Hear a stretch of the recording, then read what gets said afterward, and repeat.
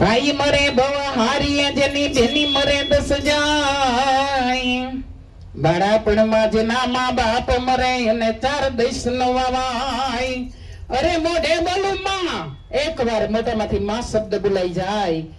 તો 100 વર્ષનો દીકરો પણ નાનો બની જાય હો